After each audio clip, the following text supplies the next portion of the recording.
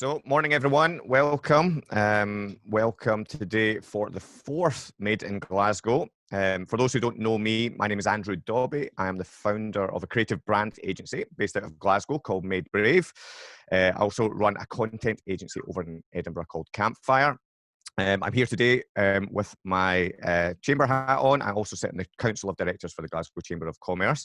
And I think this is my fourth time running this event or hosting this event, although first time online.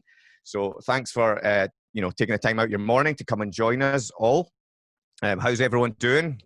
Thumbs up? Are we kind of in the middle? Are we down? Where are we? Kind of shaky. So I think the last sort of 10 weeks, I don't even know how long it's been now. It's like one huge long day. I don't know about you. I was saying to the guys earlier on, I feel like this is like my Father Jack seat. That I've just been sitting in this seat for 10 weeks continuously. I don't think I've moved, and I see all these people online saying that they've had all this time with nothing to do. I've never worked harder in my life in the last 10 weeks. I don't know about you guys, but pretty challenging time. What a strange old upside down world we find ourselves in. I think, we're all going through different stages of where we're at with our businesses. And, I suppose I'd imagine, like me, that you're all finding that each minute, each hour, each day brings a very different challenge that you probably quite hadn't expected. However, I've also found this last 10 weeks pretty inspiring. Not only, my own teams at MadeBrave and Campfire and how they've kind of stood up and kind of really sort of came together and worked really hard to find innovative ways through all of this, but also the business community as a whole, and especially the Glasgow business community that we're all part of and the Chamber of Commerce. I think it's really important just now that the brands and businesses and, just as people, we're all working together and we're all supporting each other and trying to help each other along the way on this journey. Rather than looking to push other people's heads under the water at this time. I think, let's, importantly try and stick together and look after one another. I think, this time has forced us all out of our comfort zones. I'm sure we've all pretty much learned how to run webinars or have hosted webinars or been on many before, and we've upskilled in that sense. We're all having to find our own voices on social media. If we've not already, I'm sure, you're all kind of getting forced into that space as, often when we're looking for new business for companies, we usually have a blended approach of multiple things, and often a lot of that is done in real life and conversations and networking. And obviously this is now the only way that we have, the only sort of line of attack, if you like, that we have. So, and I'm sure, again, like you guys, it's forcing you all to do things in your business that you had on your to-do list that were kind of one of those to-do lists that you'll never kind of get to, that you're just kind of having to go forth and do. And, it's forcing us all to push us out of our comfort zone. So, I know in my business, at MadeBrave, we've just got just under 50 members of our team. And, we're having to make some significant changes in how we run the business. We're also, thinking a lot about our policies, work from home policies and all these types of things. And we're going to be sharing some news in the press in the next few days or coming week. So in light of keeping us all positive, because that's really important, I'm a big believer in positivity and trying to keep things positive and inspiring. Today, we've got 5 amazingly inspiring entrepreneurs for you all. Each of them have 10 minutes and they're going to share their stories in the hope that something in their story inspires, something that they've done along their journey that will help you along in your journey. They may also, and I would encourage them to also let you guys know about how they're finding challenges at the moment, what they're struggling with. And again, I often find that if we share the challenges that we're having, that might just be the same challenge that someone else is having, and and understanding and knowing that we all have problems actually help us get through these things as well. I would also like to encourage that if you're struggling, this is a really challenging time, and make sure to reach out to people. Make sure to if you are finding yourself in a bit of a panic, in a struggle state, there's a lot of pressure on us as business leaders, as business owners just now, financially, HR related issues, all the things that are happening, and so there's a lot to take on. So if you are in any sort of struggle at the moment, please do reach out. I've found over the last week while that people are more so looking to care for each other, and I think it's a really important thing to do so. So once each of our speakers have spoken, they have about 10 minutes to share their story with you. We then have a little bit of time for maybe 1 or 2 questions after each slot. I would encourage you, if you can pop those questions into the chat box down here somewhere, and as you know, as you come up with them, just jot them in. Alan will pull them out. I'll pull them out as we get through. We'll try to get through as many of them as we can, although we have to kind of stick to kind of a strict timeline to get us through this today. Our first speaker, Daniel Stevenson. Daniel is the director and co-founder of Two Birds, a health, wellbeing and lifestyle brand from Glasgow, where they operate a successful boutique group training studio and launched their vitamin-enriched cold blend coffee at the Glasgow Coffee Festival last year. They're now stocked in many exciting independents throughout the UK, and they have big plans to grow their drinks business and their brand. So I will pass you over to Daniel. Welcome, Daniel. Thanks very much, Andy, and thanks to the team at the Chamber for inviting me along to speak. I've been really excited ever since I got the invite. For usually, though they don't know me, I'm Daniel Stevenson, as Andy said, director and co-founder of Two Birds. We're a family business, a health and wellbeing lifestyle brand based here in Glasgow, where we operate a successful boutique fitness studio in the city centre. So we're just on Washington Street, just off of Argyle Street. We launched our studio in March last year. Bit of a different approach to any commercial gym. We've got a 360 approach to health and wellbeing and fitness. We offer 30 to 45 minute group workouts, so really time efficient for anyone with a busy lifestyle. We do yoga and we also do small group personal training as well. So we've got two strands to the business. At Glasgow Coffee Festival last year, we launched our first drinks product. That's a vitamin-enriched cold blend coffee. So I'm going to speak a wee bit about both sides of the business, our journey so far, and our present-day challenges, and also plans for the future as well. So I've got a tendency to ramble on, and go off on tangents. So if I break my 10-minute mark, Alan, and just let me know, just cut me off. So yeah, studio, that's what we offer. What makes us different? I really think it's become apparent with the current crisis and how supportive our community is. So a lot of what we do in the gym, we're big on events, collaborating. So for example, while coronavirus has been going on, we've done a good few initiatives with different charities, but we've done one with the guys at Launch Foods. They provide meals for disadvantaged children in areas around Glasgow. So our members, with their heart rate monitors, every 1,000 calories they burnt from doing home workouts, runs, or even going out on the bike, we donated enough for one meal to the guys at Launch Foods. That's just a wee example of some of the events we do, but we're big on collaboration. Drink side of the business, so what I do a wee show of hands for you guys. I know most of us here will be coffee drinkers, but quick show of hands, out of everyone, how many of you on a Monday morning, or any morning actually, have gone into work feeling a bit tired, lacking energy, and under the weather? So quick show of hands. Because I think everyone has, even if you're not a coffee drinker. I shouldn't even say going into the office, you should be stumbling into the kitchen or living room just now. But that's the problem I had when I was working my 9 to 5. So as you'll know, I don't have a Glaswegian accent. Me and my fiance moved down to Glasgow 4 years ago. We're big in our food, drink, music and sport, and we knew this was the best place for us to be. So when I was working my 9 to 5, I would go in the morning. If I was feeling slightly under weather, I used to put echinacea drops into my morning coffee. Then I would have a vitamin C drink on the side, so a Barocca type thing. And I even used to make ginger and turmeric teas. So I really wanted to create a convenient grab and go for people with busy lifestyles.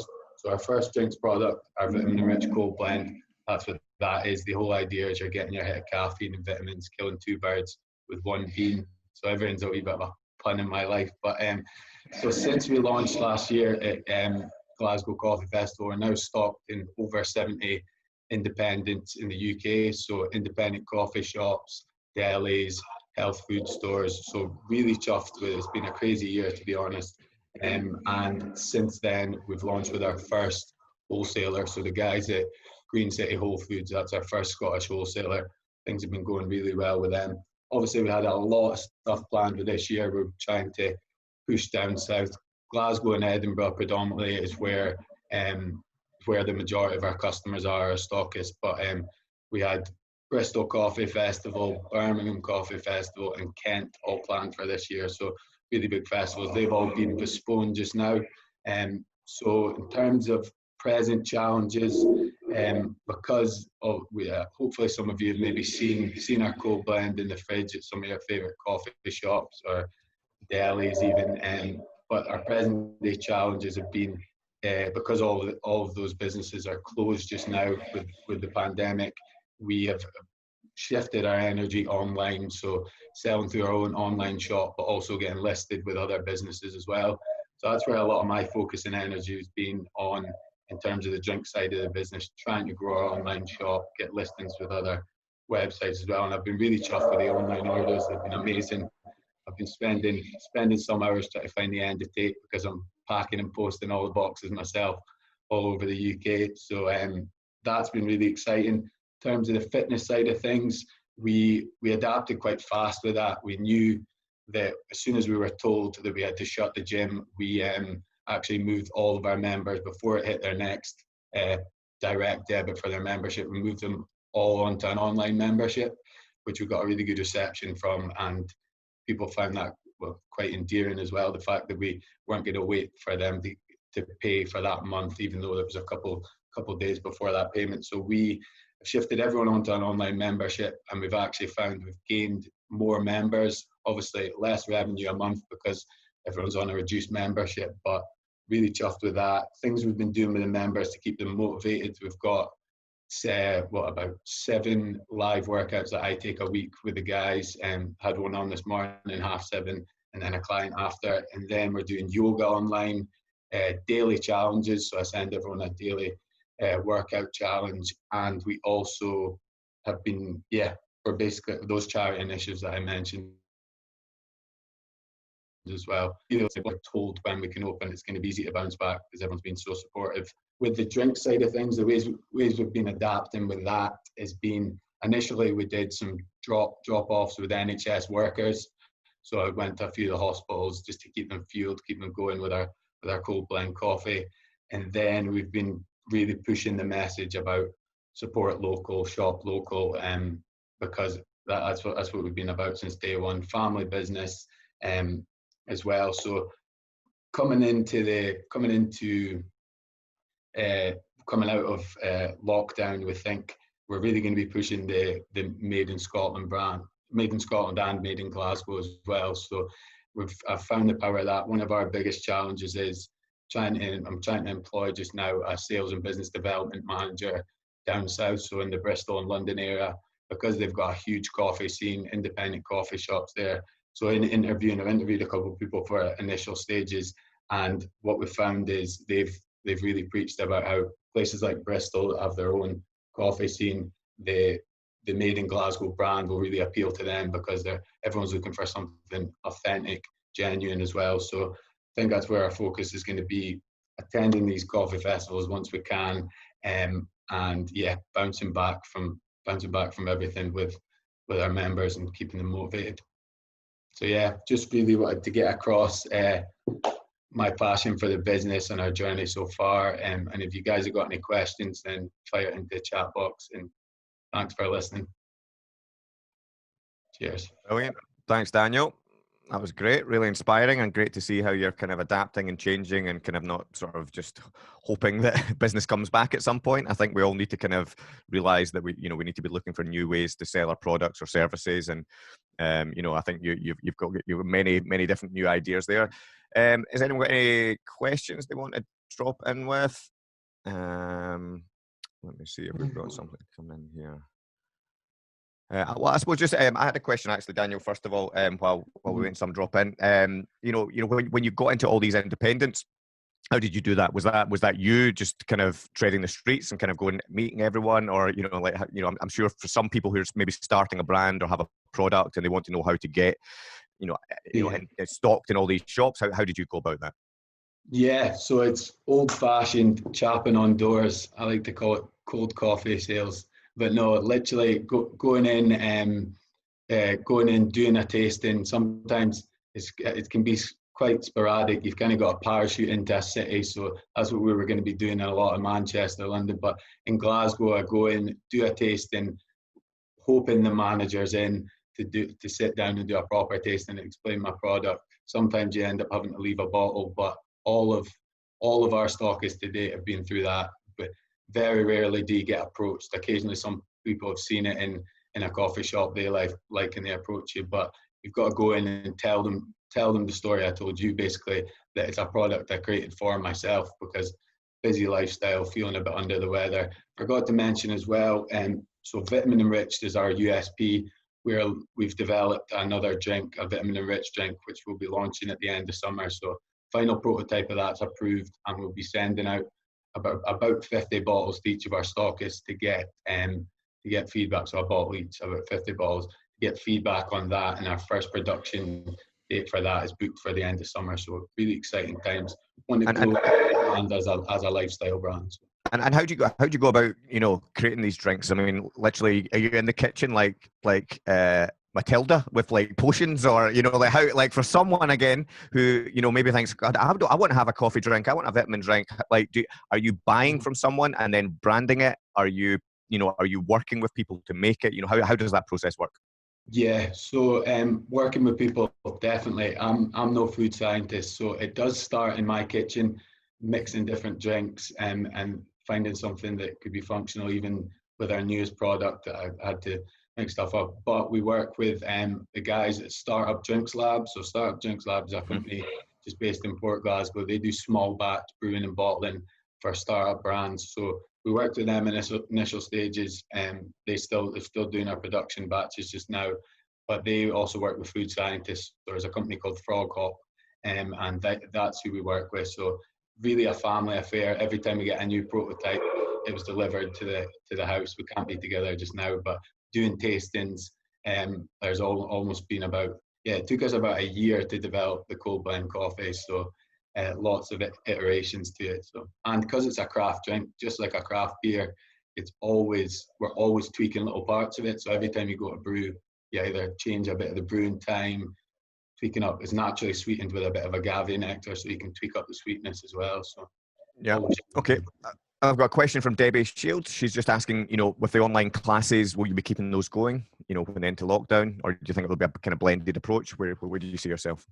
Yeah, so that's a really good question. We've found that, and I think people will be apprehensive about coming back into the gym setting once it's over. So definitely going to keep at least one or two of our online sessions going. There's been a really good reception to them because people are allowed to mute their mics and they don't always have to show themselves. And we've had some classes, we've had over 40 people in a class, and people tuning in from all over London, Brazil. There's a thing called ClassPass that people can tune in. So I've got a friend of mine, we've got a wee team of coaches, so yoga teachers and personal trainers. So a friend of mine is going to be doing some online coaching, and I think that's what he'll be focusing on as well. So we'll definitely continue doing the online sessions because they have been really, really positive. Yeah, so I suppose that's a great point for anyone that's got, you know, any type of business that usually is difficult to scale, you know, or relies on people to scale, that if you can do these things online, what this world has now pushed you into is that, you know, if you can run an online course, if you can run online sessions, well, then it's scalable to the world, right? So, you know, we need to get ourselves out of the mentality of it's, you know, only classes for people in Glasgow or Scotland, and you can think that whatever you have to offer, whatever value you bring to the world, you can do that to anyone in the world. So, you know, there's no reason that Daniel with his classes can't have 1,000 people on these online sessions, and, you know, each paying £100. You know, the you know, you do the maths very quickly, and you can understand what effect that can have on your business. Daniel, Robert has asked, Robert Menzies, what has inspired you during this period? You know, has anyone or any other businesses inspired you, the way that they've changed, the way that they've adapted? Yeah, so I've had two main ports of call with inspiration. So I'm on RBS Accelerator Hub just now, and that's been really inspiring. They've been running webinars all the time, and a lot of what they're doing is to do with mindset, motivation. I'm also, there's a athletic brand called Lululemon, so I'm an ambassador for them, and they, as part of their ambassadorship, it's a 2-year program, they offer the same thing. So a lot of what we've been doing now, I was actually going to mention at the end of my talk about imposter syndrome. So I think a lot of us have that feeling of, like me now, I've been running the business for a year and I'm so buzzing to be here, but having that feeling like I shouldn't be here. You've got that voice in your head saying, I'm not good enough, shouldn't be here. Whereas I need to shift towards being more confident and knowing that you've worked hard enough to be where you are. So I think that's what's inspired me, hearing from other people, and how much, especially the gym as well, how much being in the gym means to them, what we've done as a community, and the online orders. It's been inspiring to see people order all over the UK, and just packaging it up in the living room's been amazing. So. Well, thanks very much, Daniel. So I can confirm you should be here. Yeah, that was really inspiring. You've left me inspired, and I'm sure everyone else was inspired. And I'm sure there's lots of little nuggets of takeaways there. So yeah, excited to see how your journey progresses, and see how this brand continues to grow. I'm going to introduce next Mr. Craig Neilson. So Craig is the co-founder of Foreplay Crazy Golf, which is one of the fastest growing and leading competitive socialising, easy for me to say, experiences in Scotland. Foreplay combines crazy golf, cocktails and street food. What could go wrong, Craig? Crazy golf and drink. After spending 10 years working in investment banking at Goldman Sachs and Morgan Stanley, Craig chose hospitality industry to cut his teeth in the startup world. Over the last 2 years, Craig and his wife Cassia have worked together to create one of the most vibrant brands in Glasgow and Edinburgh. And I'm excited to hear this story. So welcome, Craig. Hi, thank you for Glasgow, Alan and Andrew. So I'll dive straight in. I'm not going so much as like a full story, but we'll go through something that's quite important to us. So it's always been like that, is a phrase that from the first time I heard it in a professional environment, it really frustrated me. And I'll let you into a little secret. Like I'm lazy. So when I see something that's inefficient, then I try my hardest to find an easy way not to do it anymore. So like, I'm not the only one who looks to try to improve things, but not everyone does it out of laziness. So next slide, Alan. So like, I'm going to kick off with a story about cycling. I'm a keen cyclist, especially during the lockdown. I've got my little own pain cave for virtual cycling to keep me ticking over. From the first bike race back in 1868, the sport has had gradual changes over the years, resulting in a rich, cultured, and even romantic history. But the formation of like Team Sky was a game changer for that sport, and they hired Tim Kerrison, who was an ex-swimming coach, to evaluate the sport from a fresh pair of eyes and to roll out new training and race strategies. He wasn't tainted by all the history and traditions. And how things were done got turned on its head when Team Sky started to introduce changes. So obvious things to Tim, like structured warm downs and after the races to aid recovery, and no emotional driven bursts of speed in races were applied. So this like new controlled approach was like completely different to what the professional cycling fraternity was used to. It was laughable to some, sacrilegious to others, as they felt that the passion was being taken out of the sport that they loved. But then you fast forward 9 years, and like they've won 7 of the last 8 Tour de France's, with many of their like new laughable techniques like widely adopted across the peloton. So sticking to tradition meant that the sport didn't really move on. And the same tried and tested techniques were being applied from youth training all the way through to professional athletes. So it's always been like that, with that millstone around the neck of cycling. And it took a new set of eyes and a different way of thinking to change the industry for the better. So like, hospitality is not much different. Like in 2019, or 2018, we set up Foreplay Crazy Golf with my wife Kasia. I know, although we've not quite changed the world in which the way Team Sky have, we have taken our lessons from these real life examples. So as I was saying, Kasia is an economist, and I worked in banking, both of us for 10 years. So when we embarked on our journey into the volatile and brutally difficult hospitality industry, we knew that it was going to be a tough slog. So competitive socializing, like crazy golf bars, axe throwing, and an escape room. I don't think they use drinking on the axe throwing, at least, so less dangerous there. So they're changing the way that people interact with their friends, with their family and colleagues, which is in line with a massive change in behaviours towards alcohol and food consumption in Scotland. So people are changing their behaviours, and they're moving away from buying things and concentrating on buying things to do. So like 72% of millennials would rather spend their money on experiences than material goods. And that's 72%. If you look around Glasgow, you're starting to see the impact of that. So Glaswegians historically they've loved a night out, but the composition of that night out is changing. Fun is still the name of the game, but consumers are demanding something different and something competitive. So our mission at Foreplay is to make sure that people leave happier than when they come in, even if they lose, which most of them do, obviously. This is fundamental to everything that we do, and it all centres around a detailed customer journey. That is the driver for all of our business and all of our operations. So starting from the initial customer awareness all the way through to post-visit experience, we meticulously map out like each of the touch points where we meet the customer, trying to understand what a customer would want, like how they would feel, and what systems they interact with, and who's responsible for all making it work within Foreplay. So we hired someone specifically to manage our customer journey on an ongoing basis. So we don't have a big team by design, but it's that important to us that we have someone in that seat who focuses purely on customer journey.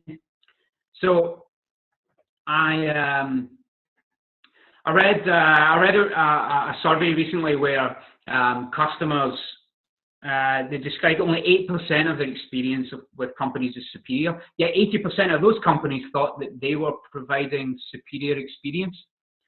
I mean, that's a huge disconnect between consumers and the companies themselves. So we see that measuring our performance is key to making the improvements to our business. And we've over 1,000 people coming through our Glasgow venue in a week. It's not easy to make people feel like they're getting the individual treatment, but it's not going to stop us from trying. So customers are now wanting to have personalised service, and it's our role as businesses to supply and meet those demands. So within the venue itself, the star players for Foreplay are our venue pros. That's the team. So without them, we would not be where we are today. It's the old cliche, but it's completely true. They are the foundation of the fun and good times. So you may or may not know, but hospitality holds the top 4 lowest paid jobs in the UK. And people in this sector are considered low pay and low skilled. But from what we see, low skilled is an utterly ridiculous label. Providing meticulous customer care is a skill. By that definition, I mean, I'm considered low skill in hospitality, but the team around us certainly aren't. We decided early on that we wouldn't stand for minimum wage policy at Foreplay. From day one, we were a certified living wage employer, which helps us ensure that everyone is paid to a level that they can support themselves. So this has helped us to maintain a significantly higher than industry retention rate. Again, this is all part of our customer journey. You've got happy staff. Happy staff equals happy customers, and happy customers is obviously happy owners.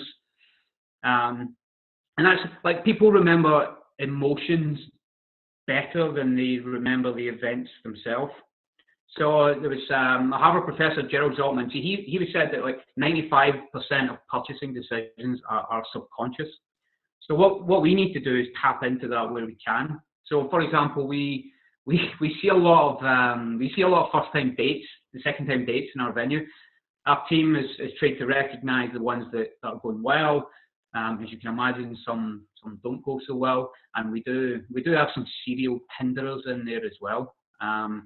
But for the ones that are going well, but we maybe offer them, extra rounds of drinks or free rounds in the golf course, because people remember those special moments, those first dates, and where it was special. And so this is our chance to plant that seed in their minds to make it even more spectacular and give that kind of brand affinity there.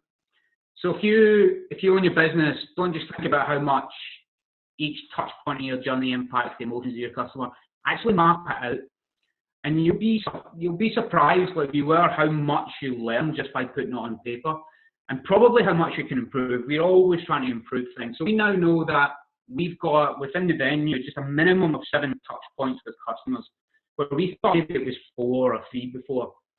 Each of those touch points can be improved upon, and I'm guessing you probably, when you think about it, you know where you can improve some of your own too.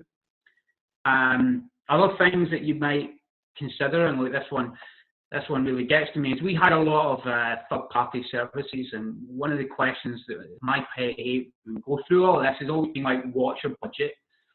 So if you're talking to a relatively new company, they will most likely, like we have, they've got no idea what the budget should be. So we found out, like, what outcomes are you hoping to achieve? This is the sort of question that I want to hear, and that way, like, they can listen to what our end goal is and tell me what the price is.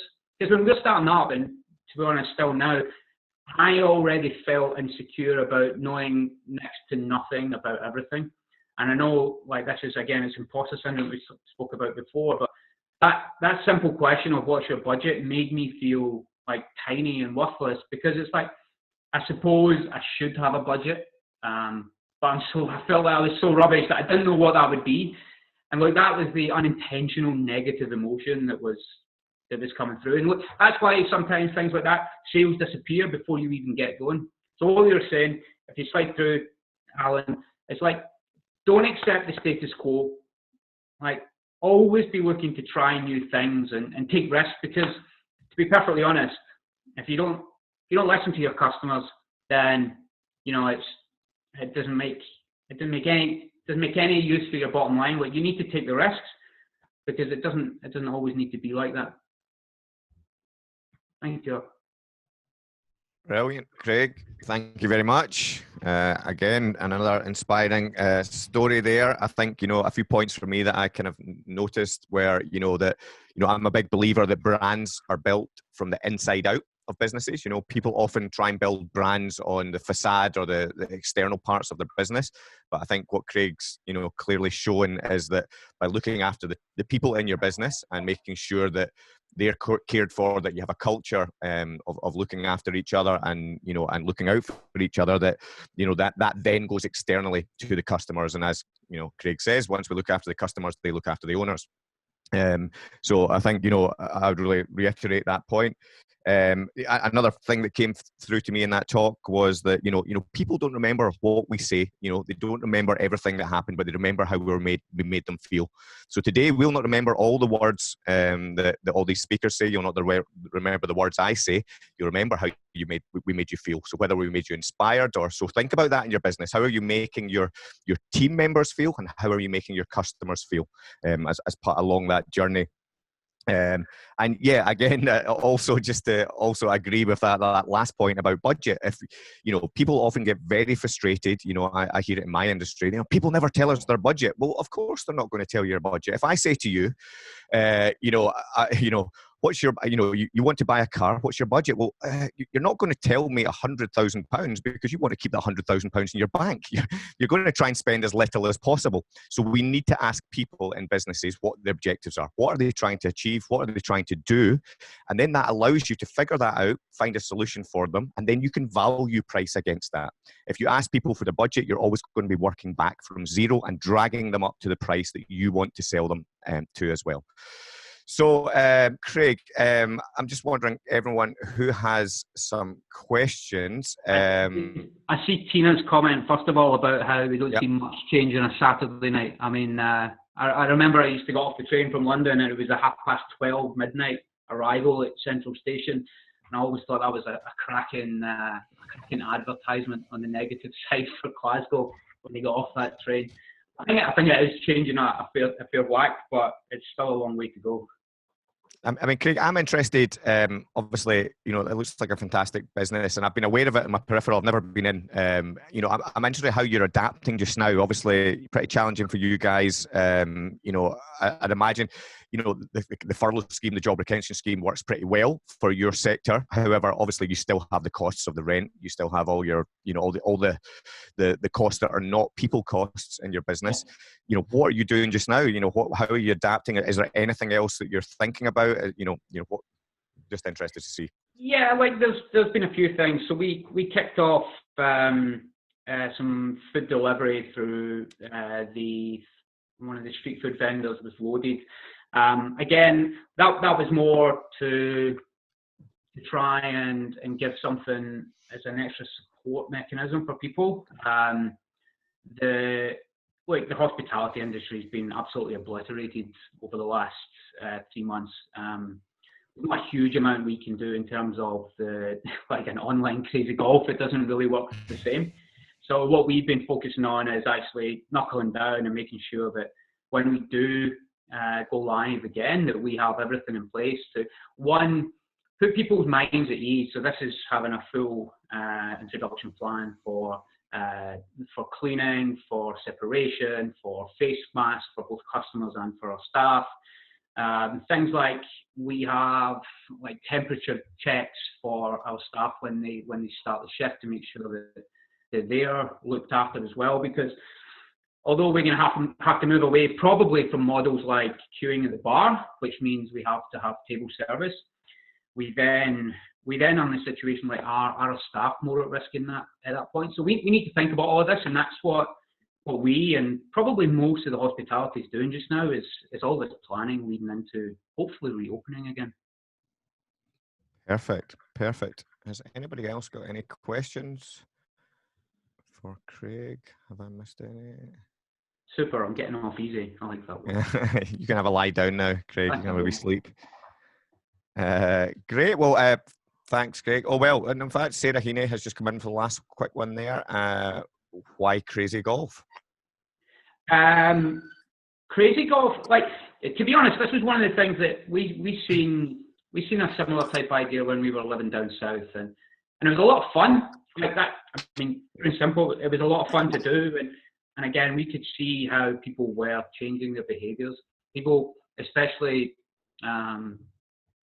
the millennial Gen Z, they're not actually drinking as much as what maybe I did when I was at university, and so they are looking for these type of interactive type things. So, like it made me happy when I done it, and we run a business model on it.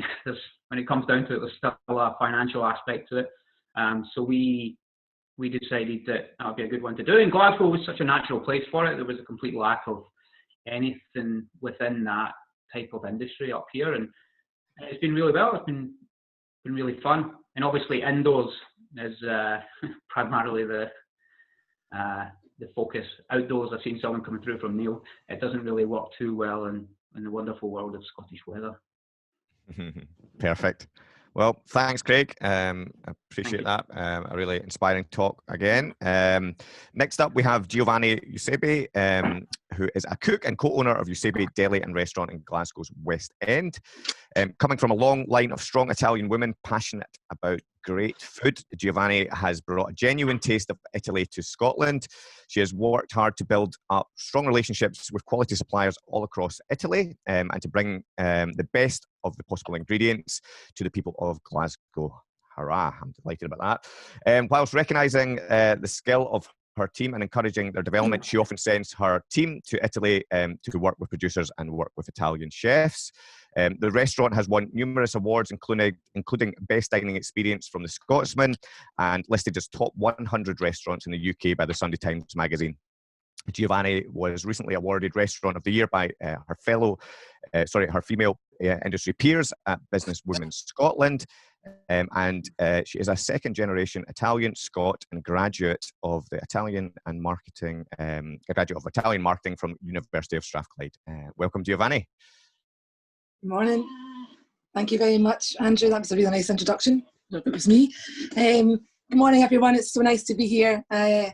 First slide's coming up. I am Giovanna Eusebi, co-owner with my brother Ed of Eusebi Deli and Restaurant in Glasgow's West End. We are a deli restaurant and we have private events as well within our space. As the slide says, we are born in Italy, but we are truly made in Glasgow. And this is our story of, basically a story of food and of love. Next slide, please. Next slide, Al. Thank you. Our story started in Glasgow about 100 years ago. My great-grandparents came from a small village in the south of Italy called Fore. It's between Rome and Naples on the coast. And they set up shop, a cafe and a barber's in Sheddleston Road. And little did they know that 70 years later, their great-granddaughter would be operating a business across from them. And I took that business from my parents. They opened it in the 70s. Eusebi Deli started off as an Italian grocer's and a fruit shop. And in those days, you couldn't even buy olive oil. You had to go to a chemist to get olive oil. And even things, they sold exotic things like peppers and mushrooms. So before supermarkets came along. And in the early 80s, they changed their model a bit and they moved to making fresh food from scratch. They were kind of way ahead of their time, ahead of supermarkets. People would bring in their dishes. It was quite primitive. And they would fill them up with hand-rolled pasta and meatballs and some beautiful food. In 2000, I took over the business. And then 15 years later, my brother Edmund and I opened Eusebi Deli, where it is today in Glasgow's West End. And we converted the shop in the East End to an off-site bakery, which provides us with all our baked goods today. Next slide, please. Thanks, Anne. So immediately when we opened the West End, we seemed to have this overnight success. We decided to do things differently. We didn't want to do tourist Italian food. It was a bit of a gamble. And we were just overwhelmed. We were overwhelmed by food critics. We had people coming from, had Ron McKenna in the second night I opened, Marino O'Loughlin was in, Joanna Blytheman. And I really hadn't signed up for all of that. I just really signed up to make nice food and make people smile, as we'd always done in the small shop. So it was very easy to get caught up in all that success, but really, you know, it's all very nice and the awards are all lovely. But success for me is the last happy customer who we serve. And it's also a happy team, as other people have said today. And the motto that I have for our team is that to do what we do yesterday, but do it better today. So next slide, please. Thanks, Alan. So to go back, I have to kind of take you forward to where I started. And how I started was with what I loved. And where I loved and where my happy place was, you can see in these pictures, I don't think it's Glasgow today, it's in the south of Italy where my grandparents are from. And my happy table was at my happy place was at my grandmother's table. And she was a beautiful lady and she lived off the land, her and my grandfather. They had a very simple way of life. The food was amazing. It became my benchmark for my taste. They grew all their own food. They lived an organic life. And she made real food and not fake food. And she had a real respect for her land as well because she grew everything. And sustainability, I learned about that with them too. And I took her authenticity and her love for food at that table, and I took it to the East End initially and then to the West End. And really it is that emotion with food that defines our menu today. And you sort of see it, you might not always understand it all when you come in, but I think you would feel it. For example, we've got something in our menu called the Healing Salad. And the Healing Salad is made from a tribute to my mum. My mum came through cancer twice. And when she had cancer, her recovery for cancer, her currency for recovery was food. And as she did as a wee girl in Italy, she would go into the garden she would pick dandelion leaves, she would pick sage leaves, and she would use her food. My mum would never think of opening a bag of salad. She would say it's full of pesticides. So she, all of these journeys, all of these emotions make up what started, if we think, are the brand of Eusebi's today. Next slide, Alan. So before I take you to the west, I want to start in the east. And you see a wee picture of the shop in the East End, tiny wee shop. It was sandwiched between bookies and a boozers. It was a lovely wee shop. My mum and my dad were in there. I learned so much from them. We had an old auntie who was 75 who worked with us. We had a centurion, 100-year-old Italian lady called Maria, who worked with us as well. It was a place full of characters. It was a lovely wee shop. You just couldn't stop feeling the love when you walked in there. The counter was full of calzones and homemade pizzas. They rolled pasta fresh every day. Everything was made from scratch. As soon as you walked in that door, no one even said hello to you. They just handed you a coffee with a sambuca in it. So from there, I learned about food, but I also learned about the food hug, which is something different. And it was something that you don't see in a business plan. And I don't think it's something you can take a picture of on an iPhone. It was something my parents did really well, but they did it so naturally. They could read people so well, read their behaviours, and they could make people feel amazing. They were not selling food, they were selling emotion. So from there, I started to build our brand. I had absolutely no money. So I had to think, location, location, location. I don't have any of those things going on that are in the rule book. We were sort of, the WHO recognised the East End of Glasgow as being one of the poorest areas in Europe and having the lowest life expectancy in Europe. So it's not the place where you're going to find a shop that sells hand-rolled pasta, food made from scratch, and some beautiful organic wines. So I started to build the brand, and I thought, if I can't bring a demographic to me, I'm going to have to go to my demographic. And I did that with no money, and I did that by piggybacking on other brands. I did some collaborations. I did pop-up events and cooking at House for an Art Lover. Also at One Devonshire Gardens. I took, over Christmas one year, I did Princess Square. I did a pop-up there. I sold panettone and hampers. And I also engaged with our community because, and this is something I say, do something because it feels right. Don't do it because there's a motive behind it. And I did it because I couldn't be in that environment every day selling all this lovely food. And then I'd walk out the door, and it was pretty grim outside that door, and see a lot of poverty. So I worked with local allotments. I used my knowledge, I shared that with people. I showed them how to use excess produce, how to preserve it, as my grandparents did. I worked with local schools. I showed kids how to, make a meal out of a pound.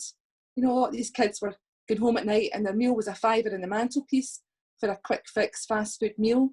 I worked with local food waste projects, and I really cared about my community there, and I still do today.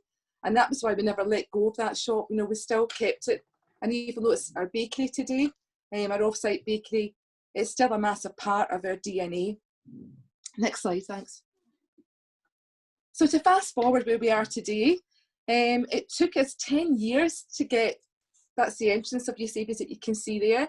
It took us 10 years to get it opened.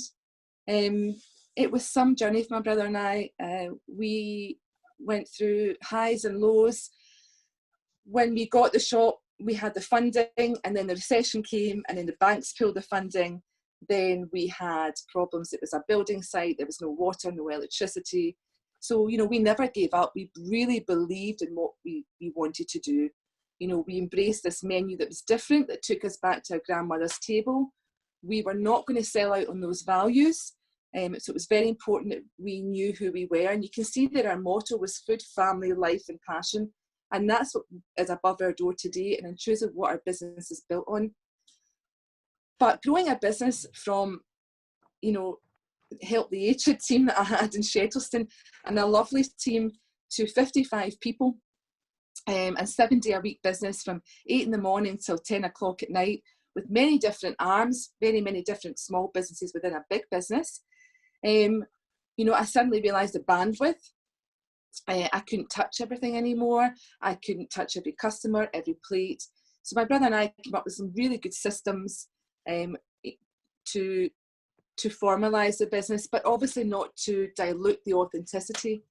And the thing I've put here is a Fred factor, because one of the things that was really important to us was how we could deliver the same kind of genuine, kind service that my parents did.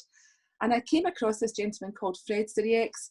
I don't know if you know him from nowadays from First Dates, but at the time he was the general manager of Galvin's. And I went to a lecture that he did. I got on a train, I went to London, and that was just a light bulb moment. And Fred is just lovely. He managed to, the very next day, I emailed him, I got the courage, and in 48 hours I was in London, I was in Galvin's with my brother, and we got Fred on board to help us with our training, to formalise everything that my parents did. And that was a big turning point for us. It was a help we needed to step up. And you know what they say, if you don't know how to do it yourself, get people who know how to do it better. And with the Italy factor, that was a food factor. How could we now get all this team of young chefs to cook like my grandmother? And what we did was we sent our chefs to Italy, and about 60% of our chefs have been to Italy. And if we can't send them to Italy, we bring Italy to them. So over the years, it's not just a restaurant, it's a three-dimensional space. It tells the story of Italy. We invite winemakers. We've had a Michelin chef over from Italy. We've had a chef from London, Italian chef from London. So we invite all these people up, and they are not just a great experience for our customers, but also a great development and training tool for our staff as well. Next slide. Thank you, Alan. So this comes to my last slide now, and it's really about, here we are in the business now, and the thing I really had to learn was about letting go and trusting my team. And what's really important, what I learned is if they shine, we shine. Initially I was going round and I was micromanaging everything, and I was really just getting in the way, and I had to really learn to trust our people and step back.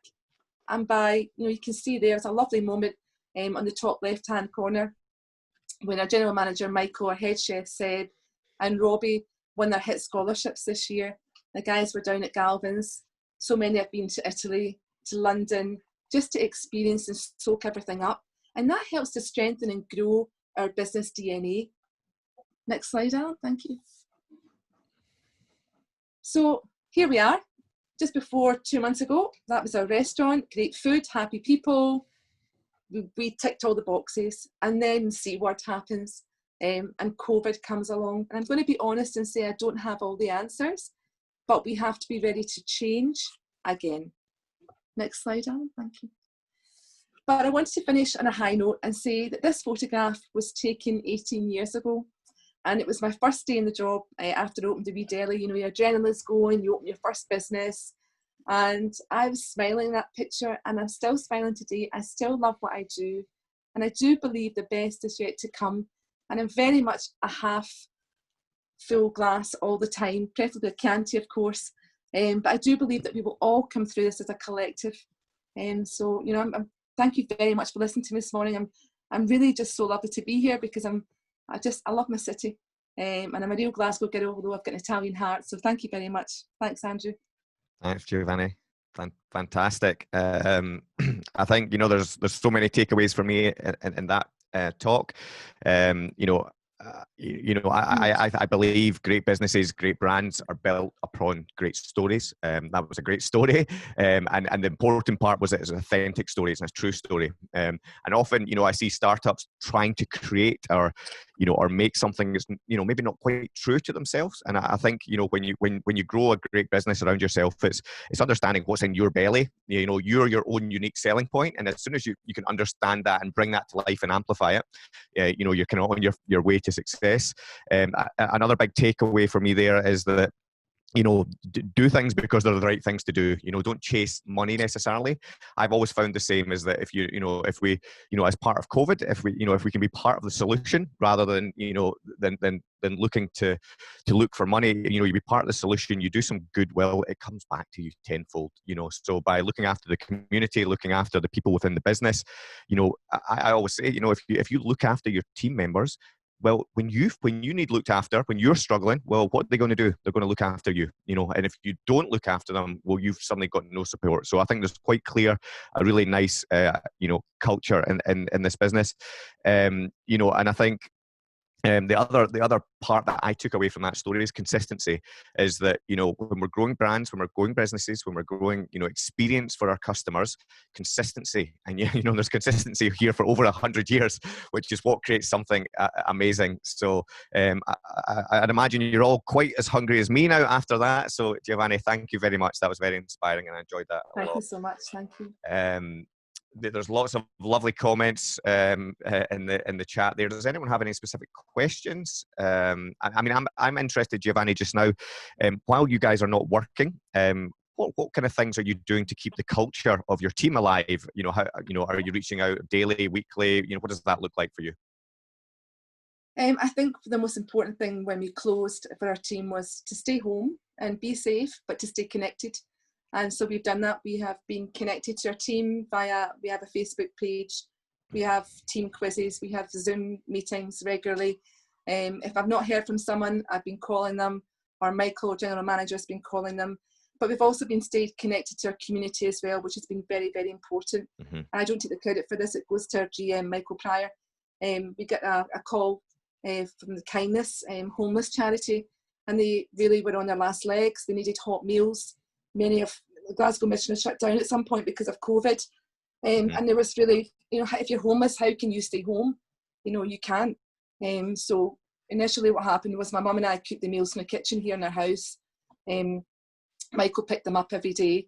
And then we reached out, and Michael quickly got a team of, not just our own team at Eusebi's, but an extended team of Eusebi customers who really wanted to be a part of it as well. And Michael's been brilliant, he's organised that. So connected with our community has been really important, keep connected with our team. And obviously working in the background to, develop a completely different model now, but obviously the biggest challenge for me going back is to, everything's going to look a lot more sterile. How do we put the humanity back into hospitality? With we're going to be tech stacking now a lot more within our business that we didn't do before. How do we keep that food hug, if you like, within this new environment? So we've been working on that as well. Yeah, and Chris asking here, are you doing home delivery? Yeah, I think we all want it right now if it's available. Yeah, we're you can come down, I'll give you a address. You can sit in the back garden and eat a plate of pasta. So we are launching for the weekend of Father's Day, the 20th and 21st. Of that week on the Wednesday, we'll be launching our firstly as delivery model, where you can get all your favourites from Eusebi's to take home and heat at home and enjoy at home, and we'll be delivering them to your door personally, because I think that's one way that we can still connect with you, just wave at you through a window and say hi. So we'll be doing a delivery service to start with, and then hopefully moving that on to people safely coming into the shop. And if everything goes to plan, as we know, it's all up in the air at the moment, but hopefully come July we will be able to move in accordance with government guidelines to an outdoor seating area as well. Excellent. I mean, there's something you might already be doing it, but just in my mind, I'm thinking, you should also be, teaching and sharing how to make these recipes. And that's maybe a way to keep the food hug. Often people are scared to give away what makes their brands amazing. But if you look at brands like Brewdog, they give away all the recipes to all their beers because they know that's not what it's about. People don't buy Brewdog just for the beer. It's to be part of the tribe. It's to be part of the bigger movement. Yeah. So, I think there's, Yeah, I've done that. I've done that through the Herald. I've shared recipes. We did that over a 4-week period, which was really nice. And we teamed up with Macmillan Cancer and we shared some recipes with them. And I also did some recipes for the NHS for some young junior doctors. Yep. So not everything was done in camera, because for me it wasn't really a time for that. There was much more behind the scenes that was more important for our business. But hopefully once we get open, we'll do a bit more sharing on camera as well. I think you're good at it, so I would encourage it. So excellent. Okay, well, thanks, Giovanni. Appreciate that. Before I go on to our next speaker, I'm just going to give you a little Zoom hack. Right, you're all here as businesses, and you're all trying to get business in some way or another. And yet, all of your names, I don't know what business anyone is from. Now, if you hover over your little face and there's 3 little dots, you can rename. You can click on those 3 dots and you can rename. So you can put your name, look at mine, it says Andrew Dobbie, MadeBrave. So suddenly everyone knows who I am and what my business is. So, you know, it's just a little simple tip that I thought might be quite handy when you're in Zooms. You know, let people know who your business are. If they don't know who you are, people can't buy from you. So just a wee quick one for you. Okay, dokie. I see Craig's changed his. Well done, Craig. That was good. Good timing. Okay, so first of all, so next we have Craig McGee, as well as being a friend of mine. Craig is a lover of travel, good food, learning from cultures, and football. He's also come today in his pajamas. Just come straight out of his bed in his pajamas. I'm kidding, I jest. I was winding Craig up before we started today. So, professionally, Craig has run events all over the world for the last 17 years. From humble beginnings in Glasgow bars to major festivals in the USA and high-end MICE events in Brazil. From a background in the music industry, he set up Panoptic events in 2014. And I've been watching Craig's journey on LinkedIn, Facebook, as I'm sure a lot of you guys have as well. Craig has delivered over 2,500 experiences via Panoptic worldwide in this time. And clients have included Microsoft, Audi, and Red Bull. Craig has a system he implements every day based on visioning, and his companies are Panoptic events and hashtag not a 9-to-5 kind of lifestyle. Now, while I see that hashtag, I have to remind you, if you're loving what you see today, you know, if you want to screen grab, if you want to write about it, you want to put anything online, please do so. We would encourage it. The hashtag is made, and obviously tag that have been so willing to give up their time to talk and tell you their stories today, and let's help each other out a bit as well. So, Craig, welcome. Thank you, Andrew, and thank you to the Chamber, Sarah and Alan, for inviting me along today. This is fantastic. And hi everyone who's coming along to listen. At the start of 2019, I arrived at the customs desk of Denpasar Airport in Bali. Remember those days? I was asked, how long are you here for? You've got 90 days. I was actually only staying for 8 before travelling on to Vietnam. I was tired. My company just completed 75 events in December alone, totaling over 400 for the year. On the beach the next day, I was thinking about the man who'd welcome me back to this paradise. 90 days in Bali, 3 months here. I would absolutely love this. I decided I was going to aim for 90 days travel last year, and as it turned out, I actually completed 126 days away across 15 countries. In this time, my company, Panoptic Events, grew 170% on the year before. That September, I was in Bangkok on business when Panoptic turned 5. And in this time, we delivered nearly 2,500 events. What started off as putting on entertainment in bars and brand activations at festivals turned into a worldwide MICE and events company. With events featured on the BBC One show and on Sky Sports News during the transfer window, which is their busiest day. We booked accommodation and stayed at the Ritz in London and flown up and down the country in private jets for a massive UK tour. We'd even put on a Lewis Capaldi after party in Greg's. I was living out a vision that I'd set for my business, and I'd done all this by working less. I felt fitter, happier, healthier, and content. As David Byrne sang, one of my favourite musicians from just outside of Glasgow. So how did I get here? I'm Craig McGee, and when people ask what I do, I respond with, I travel, I learn from other cultures, I cook, I swim, I cycle, I read, I see friends, I enjoy football, I love laughing and visioning. Usually it's met with amusement. As people really want to ask, how do you make money? Professionally, I own an events business called Panoptic Events, creating world-class experiences cross-sector that amaze and inspire. Also aim to inspire others by sharing my systems and things that I've learned through hashtag not a 9-to-5 kind of lifestyle. Anywhere I go, I'm referred to as a token Scot, and I'm fiercely Glaswegian when I go. At the end of 2017, something felt off with me. Was it my flat? I hadn't moved in a couple of years, was I unsettled? Was it the relationship I was in, currently no longer? Or was it my company? The business had just completed 373 events in 2017. So in my head, it wasn't that, no way. Then one day during a chat with my accountability group, I referred to Panoptic as a boat with 373 cool things going on. We were sailing into the sunset. It was then I realised we were heading for the North Pole and not the Caribbean. I realised I'd set a goal of affording 3 years of time to prove I had a business. I'd hit my goal. Hence the off feeling. As soon as you hit a goal, you're happy and you're proud. However, it impacts your drive and your ambition. It was then I realised I needed to change. I needed new goals. I needed direction. I decided to come out of my comfort zone. I wanted to be around people with a growth mindset. I joined the RBS Entrepreneur Accelerator 2, the artist formerly known as Entrepreneurial Spark. I joined new business groups, including the Chamber of Commerce. I brought in 2 new mentors and a business coach. I then discovered visioning, a term I'd heard before and I thought was a lot of bullshit. Now I refer to it as the most important tool in my arsenal. For some reason, I realised I'd do my visioning and goal setting near water. Something calm about the sea, the heat and the nice background noise. Maybe it also signifies I'm relaxing and I enjoy thinking about the surroundings and what I'm doing at that time and I want this. Note to business owners, take time out. It's the best thing you'll do. I wrote my vision board with 9 elements: you and health, wealth, fame, relationship, creativity, travel, career, knowledge and family. And I do this at the start of every year. I then add my yearly goals. For my business, I complete a 90-day action plan, always reviewing the last quarter, knowing where the boat is sailing, and then I work out where I'm going to be in the next 3 months, operationally, through marketing, through sales, and through your team.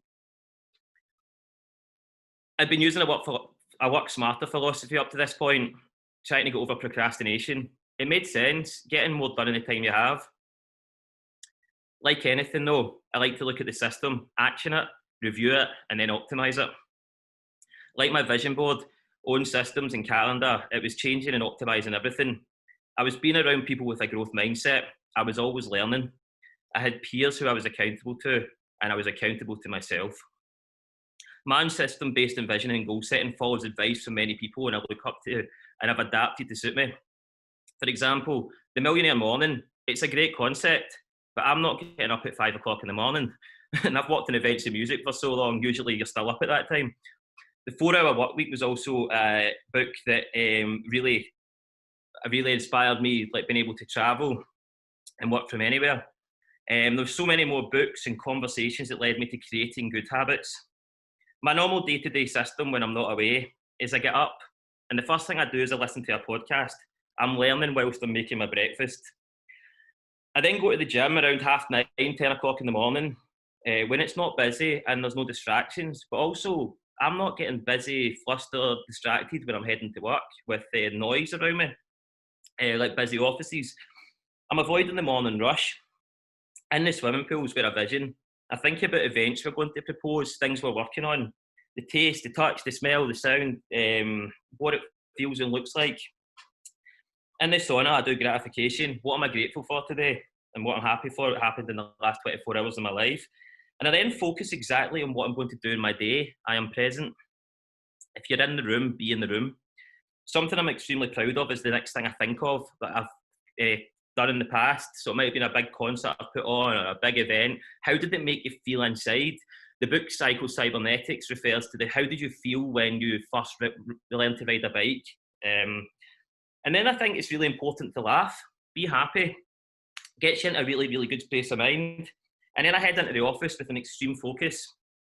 I get more done this way. The guy who sits next to me recently spoke about how he would come in first thing in the morning, leave last thing at night, and I would come in 2 hours, would do more than he had been sitting at his desk all day. I'd been taking time out to think, and I was ready for arrival at my desk. At the back end of online systems, our business encourages learning. There is accountability and a knowledge share philosophy across my entire team, especially if I'm coming to put something together for people that I think others should actually follow that and learn constantly, and we love that. Our People of Panoptic hashtag gives a fun gang element to our staff, and we use that to share a lot of stuff. Using tools like Trello, HubSpot and Google, we've got systems so everyone knows what's going on. Thus ensuring productivity and results. And this is all based on my 90-day plans. At the end of each day, I'll take 10, 15 minutes out to plan tomorrow, and I only look at 3 things. In Vietnam, I realised many people I spoke to had nothing, but they would give you everything. And one day later in the year, I was thinking about this, and then I heard a podcast. And what they spoke about was that people that live in the future are anxious, and people that live in the past are jealous. However, those that lived in the present were happy. And I realised then that the Vietnamese and Asian culture were happy because they were present. Everything they had to give you was their time, and it's the most important thing you can give anyone. They were present and they were happy, and I decided to live my life like this. I only realised that you can only shape your own journey. Avoid negativity. I notice how happy you become when you get rid of outside influences and things that you can't control if you don't let them affect you. This leads to less stress and anxiety. The vision, the persistence, and the being presence allows us to grow professionally and personally. Being present at this time has had a major effect on mental health. No travels, hotels, venues, or events is actually really bad for business, as I found out, as is a ban on gatherings if you own an events company. Knowing that I couldn't travel, see family, or make money just now led me to looking at other parts of my vision board. It was time to get creative. On podcasts, many leaders are asked, if you could go back and start again, what would you change? And this is what I wanted to do, except the difference was I had 17 years experience and 5.5 years of the business. And I was like, okay, what do I want? New systems, CRM system, new marketing plan, let's get the website launched, and set out on a journey to actually complete this. And it was amazing what was able to get done and and the help that was got from just asking people. Andrew Dobbie once said at a talk, a CEO's desk should be empty. And I thought to myself, how do I make my mind empty? And that's what I've worked on, to get these systems in place so that my desk remains empty. And Andrew, I've actually wrote an article about that for Not a 9 to 5. I'll explain another day. Personally, I created a reward system for myself when I was out cycling. I was taking photos of abandoned Glasgow. I was giving myself projects to keep myself entertained. I continue to be grateful. I've got fit and really fast on the bike. I've actually lost 2 stones through this, and I've done a lot of cooking. I've actually been able to travel the world by cooking recipes from different places and some amazing cocktails. I'm getting messages nearly every day about my positivity and people being inspired with what I'm up to and the content I'm putting out. And many convinced me to share my system, and a book has been written now called Not a 9 to 5 Kind of Lifestyle, which has led to coaching, and it's helping others put life first. I studied economics with business economics at Glasgow Uni. Within 2 weeks, I didn't want to be there. A girl introduced me to the student radio station, free music, CDs, concerts. Alan, I think there's a band picture here. There's one. You see this? If we all realise that, if we've all been doing Zoom quizzes with the family, if we could do, there's some bands and musicians that I've worked with recently or over the years. So you can pick out what you want from it and we can set the answers. At that radio station, I quickly became the head of music, and I set up a news website which still exists. It's actually turned 16. I was a concert promoter, a DJ, a record scout, and my music career took me to America to work in one of the world's largest festivals. I worked with some of the most amazing bands. However, in 2009, I was made redundant. I realised I preferred the background of events and the experiential side of things. And there was a transition then from bands to brands. Alan, if you switch to the next slide. Born out of the frustration for being the last piece of a London piece of jigsaw, I set up Panoptic in 2014 to work with direct with suppliers, brands and clients, and absolutely loved every minute. I can bring them down, Alan, that's fine. At school, I was told I was going to be an architect, and then a manager, and then an economist. Everything about growing up was pushing into your job. Nobody had ever encouraged you to follow a passion. At university, music became that passion. You're born, you go to school, it's further education, you have a career, you retire, you die. I wanted to break that timeline and do a career that was interesting for me and make my own life. So what prompted this? Well, at the age of 14, my mum had cancer for the first time. My dad was 2-1 up at this point. This night that I remember, family friends were coming round to watch a video of the recent trip to New York. Me and my sister used to love these. We get really excited because we're going to get an Indian curry and we're going to fight over the pakora. However, what happened was that my mum and dad flew to Southampton, got the QE2 to New York. They went to see Les Miserables, Phantom of the Opera, and Cats, and they flew back in Concorde. An amazing experience. And one of the neighbours asked, "Why would you spend all this money?" And my dad responded, it said that life was for living. Sadly, my dad lost his battle at his 4th bout, defeating it 3 times, sheer persistence, installing a choose life philosophy in me. I followed my passion and my dreams and latterly my vision. My biggest success has been free to do what I love personally and professionally. I live the life I want to enjoy and I get to inspire others along the way. And I'll finish with just some tips of things that I think that could be good that I've picked up on. First of all, listen. Secondly, be brave. Be present. Ask questions. Believe anything is possible. If you don't like it, don't do it. Be you. Be human. And good luck. Thank you. Brilliant. Craig, well done. I mean, there's so many little knowledge bombs in there, wasn't there? There's loads of them that I wrote down. You know, I think, you know, a few of the takeaways from me from Craig's talk there is, you know, it's life as well as work. Find the balance. You know, I often talk to my team and say, you know, we're at work more than we are with our families often. Not at the moment. We're getting with our families more. But, you know, but usually we're there. So, you know, let's make sure we're enjoying it. Let's make sure we enjoy the journey. And if we're not, you know, it's within our power to change that. What else do we have here? Visioning, goals. Yeah, I've spoken to a lot of kind of successful entrepreneurs, and you know, there tends to be a theme of, you know what you're going for. You know, if we don't have a vision, it's the same when we lead a team. If we don't tell a team where we're going, no one knows where we're going, so we're never going to get there. And as human beings, we are goal-orientated creatures, so we need to have goals along the way, and we need to kind of check them off and make sure we're doing that. So yeah, the 90-day plan, the kind of making sure we do that stuff. Not everyone's great at creating plans. You know, if you're not, surround yourself with people that are. You know, find, you know, I always believe that it's a big part of business is understanding your weaknesses is really important, and then not being afraid of them. Just find people that sort of counteract your weaknesses and surround yourself with them. You know, I mentioned it at the beginning, but I'm a big believer in positivity, and you know, it pains me often when I look online. Right, when you go online to comment or to put a narrative out, you have 2 choices: you do something nice for the world, or you do something negative to the world, and it bamboozles me the amount of people that put negativity into the world. So, you know, I just want to thank you, Craig, for putting the positivity out, and encourage everyone else today. When you go off, you go online, you're going to put a comment, you're going to put something out there.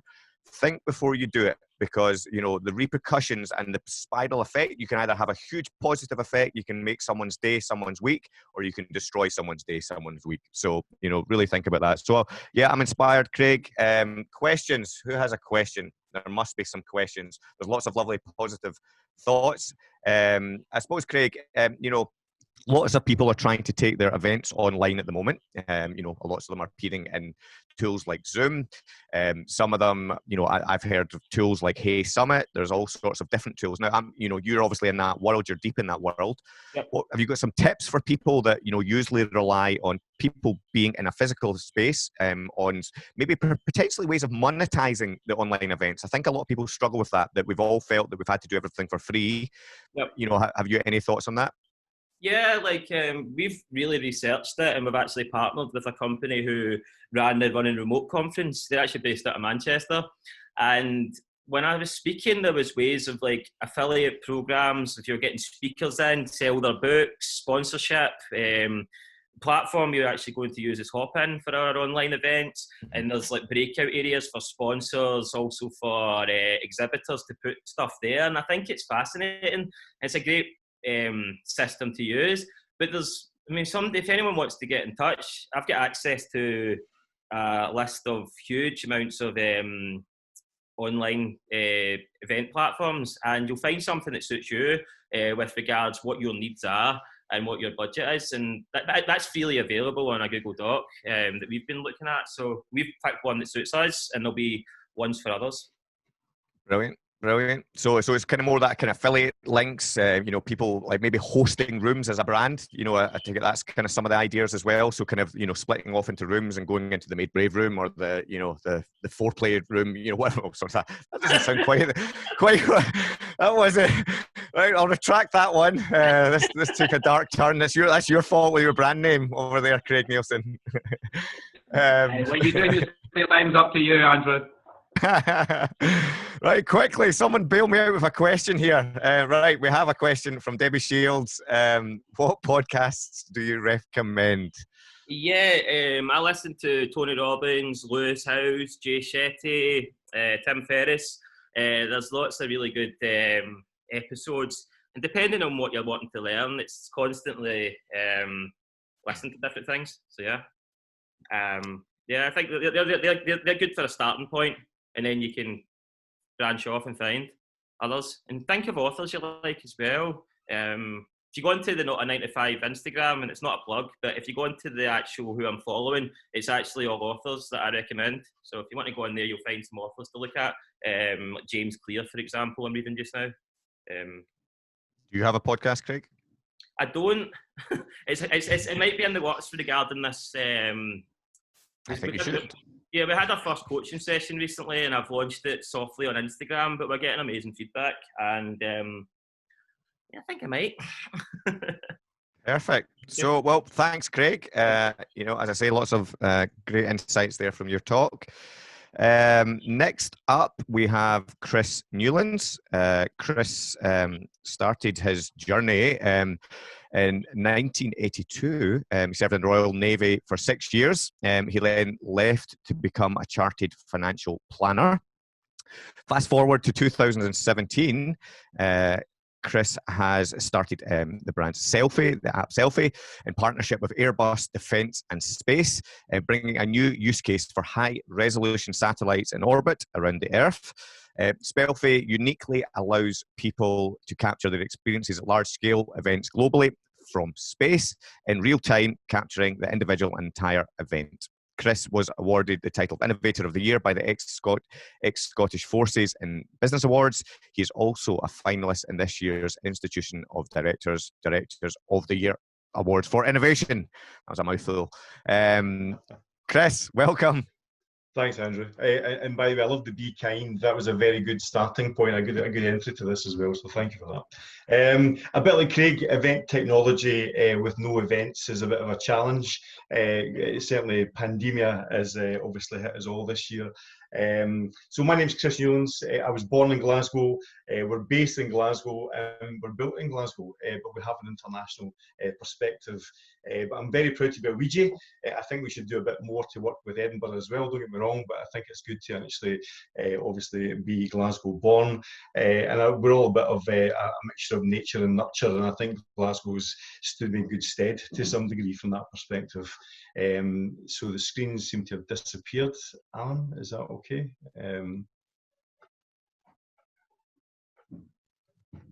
Got you. Right, okay. Sorry. Going again. Technical challenges. Cool. We're back. Excellent. Okay. So I will speak quickly because again, it's a Scottish and Glaswegian trait. There's a lot to get through. So let me just take it from there. My background, ex-Royal Navy, I said before, I'm now in space, which is obviously a new way of looking at things. And COVID has hit us hard, to be honest. It really has. Fundamentally, we're now in a position where we are trying to obviously navigate this as much as anything else. But again, we do have a COVID strategy, which I'll share with you. And we're good to get your feedback possibly as well. So out with that, Alan, if you could change the slide, please, so if you don't mind. I think at this moment in time, any mantras or business models that we use, I think are probably more important than ever. Craig's, I'm going to speak to Craig later about his vision boarding, if you like, as well. I think we have to, I call it showering regularly, because all the best ideas I find happen in the shower. You need to take time out. I call it T cubed, which is time to think. From that perspective, if I'm working with people, or if I'm recruiting people, or if I'm bringing people into the team, or partnering with them, if I wouldn't invite them to the family barbecue, they don't get in, quite honestly. So that's a measure or a bar that I look for. Reputation and networks really, really important. Because obviously what you do and how you do things is really important. I have a 9-year-old over my shoulder at this moment in time who's just walked in the door. So again, you want to say hello to Spider-Man? Quick, very quick. Let's say, wave. Okay, bye. Right, back in now, please. Thank you. Sorry about that, guys, but that's what happens in a COVID world. Cool. So, reputation board, advisory board. If you don't have one, get one. I absolutely, really can't commend this more strongly, and I bounce off them on a continual basis. They keep me in a straight line. Lobster pot is the phrase I use about relationships, be it business or personal. They're very easy to get into and damned hard to get off sometimes. So again, just be careful when you do these things, particularly in these times. And everything I'm doing just now, I'm measuring 3 times before I make a cut. I think it's really important that you do that at this moment in time, because every penny and every second counts just now. If you're going to run a business, I think you should have a purpose. We are trying to make a difference. We have a potential partial solution for plastic pollution. We all have another solution that potentially could save lives. I think we just need to try, if we can, especially leaders at this moment in time, and try and make a difference at the same time. Think, act, and create positivity. There's a fantastic book called "Excuse Me, Your Life is Waiting." Get it, please, because if you exude negativity, you're going to attract it. If you exude positivity, go back to Andrew's point, you're going to attract it too. Yeah, this is the time for positivity. Alan? And you have to have fun. Craig's point is absolutely valid, quite honestly. If you can't have fun, life's too bloody short, quite frankly. So let's do that. Have some fun at the same time. Last one. And I think incremental progress is really important, but I'm also part of the problem, because I create shifting sands. I come up with an idea and the developers pull their hair out. So again, make incremental progress, but stick to the plan to some degree. This is the rules I stick to some degree. Alan? So lessons I've learned are, you can't control the wind, but you can adjust the sails. And I think Brexit, and by the way, shit does happen, quite frankly. So I think it's important. Brexit was a thing, if you click the next one, please, Alan, that we all had on the horizon. We've not mentioned the word Brexit, I think, for 4 months. And we're now talking about only one thing, which is the next one, Alan, which is obviously coronavirus, which is hitting us all just now. So the next one again, then after, Alan. Wish I had to control these buttons. Apologies for this. We need stress, and again, but as long as it's managed, okay? And stars can't shine without darkness. It's a really big one, actually, because in tough times, that's when you actually do shine, as far as I'm concerned. But again, I don't think you should waste a crisis either. I think there's an opportunity wherever there's complexity to try and hopefully change and pivot to some degree. Alan, please. So I think as leaders, we have to be agile and adopt and change as best we possibly can. My original, this shows a design of a pathway. My life was about the original design. If you click the next one, the plan was to join the Royal Navy as a Harrier jump jet pilot. It turns out I'm colourblind, so fundamentally I'm in a situation where my experience tells me I had to pivot quickly at age 16. I then became an accountant, a chartered accountant, really quite dull. But out with that, I joined HMS Avenger, and from that point forward, as far as my 9-year-old is concerned, I am an Avenger, which is actually quite cool from that perspective as well. So again, experience and user experience, you'll find there's a path. You want them to go that way, but they cut across the grass. Yeah. So again, I think that's quite helpful too. So for me, if you aim for the moon, you might miss it, but you end up with the stars. And again, I just want to share my space journey a wee bit with you now. Again, Alan, if you click it, please, sir. And again. So, and again, please. So Spelfie offers the ability to actually capture the entire events group. Can you go back one, please? Alan, sorry. Go back, sorry. Yeah, if you click it, get you one more time, please. Thanks. No, go back one, and again. Cool. Anyway, it's a wee video, and what it shows is that we can capture, theoretically, hundreds of events every day across the planet, capturing tens of thousands of attendees from space. So we can capture entire events, and we can capture people at those events thereafter. And it's actually a new way of engaging with the audience as such. Again, Alan, next one, sir, please. We launched on the 18th of November on the BBC, and again, going back to purpose, 2 young teenagers changed the laws around plastic pollution, and they changed the laws in Bali. We helped them create a message which was Act Now on a beach with 350 villagers and 300 meters of white linen, which was all recycled.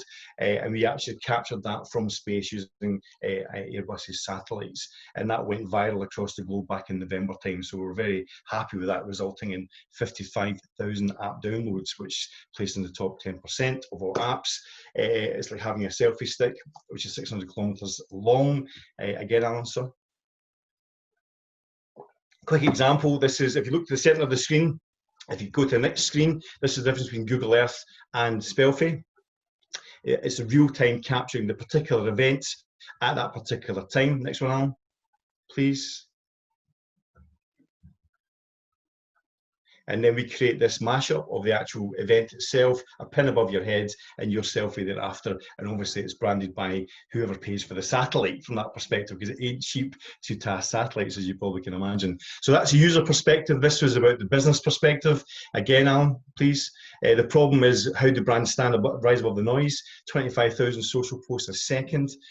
We actually turn the crowd into your promoters, if you like, so they promote and release your content with their brand on it. And again, please. And again, the current digital event activation model is brands spend money on social media in the hope of attracting people who are going to the event potentially. We actually capture people at the event, send them a souvenir, and they send it all over the world thereafter. And again, please, Alan.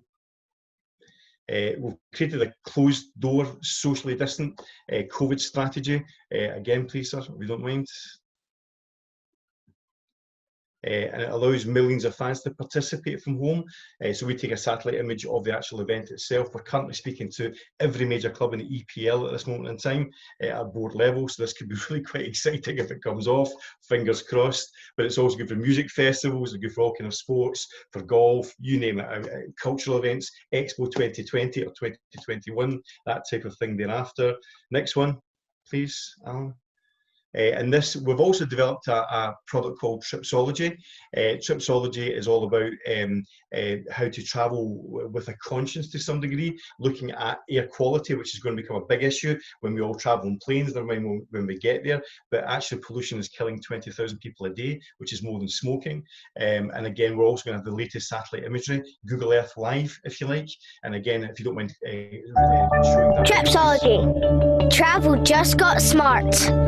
Using data from space and the scientific community will help you make better, more informed decisions. Review your next destination's air quality. Not good enough? Look elsewhere. Air quality is now more harmful than smoking. We all need to start making better choices for everyone's sake. We have a plan, but we need your help. Join our community and help us share the bigger picture, changing the way you travel and discover the world, to help protect you, your family, and local people too. Tripsology. Facts, not fake. A breath of fresh air.